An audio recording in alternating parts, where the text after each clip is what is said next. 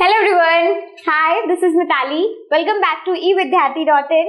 Now moving on towards second question. Let's see हमारा question क्या कहता है. Gravitational force acts on all objects in proportion to their masses. Why then a heavy object does not fall faster than a light object? तो basically question में क्या समझाया गया है कि जितना भी gravitation force होता है किसी भी object के अगर हम मासेस का प्रोपोर्शन लें तो उस पे बेस पे वो एक्ट करता है. ठीक है, मतलब कि उसका ग्रेविटेशन फोर्स मासेस के प्रोपोर्शन में होता है. लेकिन फिर भी ऐसा क्यों नहीं होता कि हमारे जो हैवी ऑब्जेक्ट्स हैं वो थोड़ा ज्यादा तेजी से गिरे और जितने भी हमारे लाइट ऑब्जेक्ट्स हैं वेट में मास जिनका कम है वो थोड़ा धीरे से गिरे. ऐसा क्यों नहीं होता? तो क्या रीजन हो सकता है? ऐसा सेम एग्जाम्पल, ऐसा सेम कॉन्सेप्ट हमने अपने चैप्टर में भी पढ़ा था while when we are discussing कि फ्री फॉल में कोई भी अगर मेरे पास पेपर है और अ बॉल तो दोनों का जो टाइमिंग है वो सेम नहीं होगा. ठीक है, उन्हें क्या रोकता है that is still a mystery to you.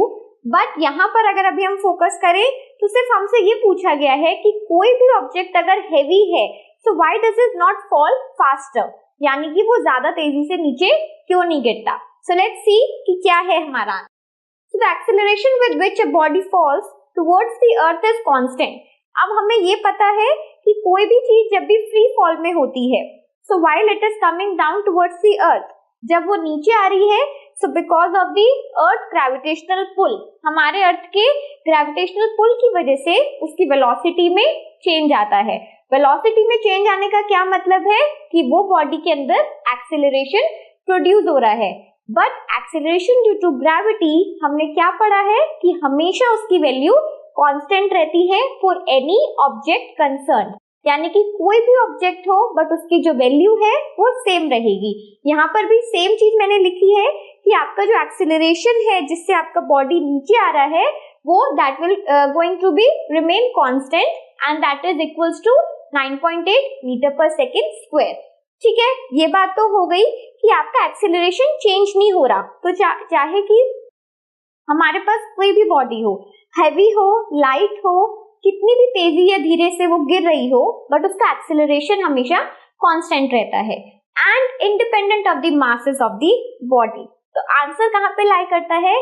कोई भी बॉडी अगर फ्री फॉल में है it does not depend on the mass of the body, वो अपनी बॉडी के मास पे डिपेंड नहीं करती है.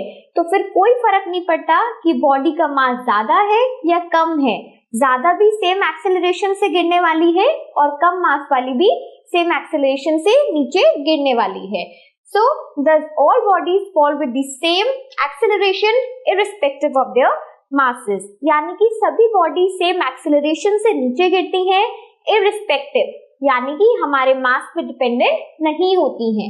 That is why a heavy body does not fall faster than the light body. और इसलिए हम कह सकते हैं कि कोई भी हेवी बॉडी लाइटर बॉडी से फास्टर गिरती हुई हमें कभी नहीं दिखती. ठीक है, सो आई होप आपको ये कॉन्सेप्ट भी अच्छे से समझ आया हो. These are the conceptual questions.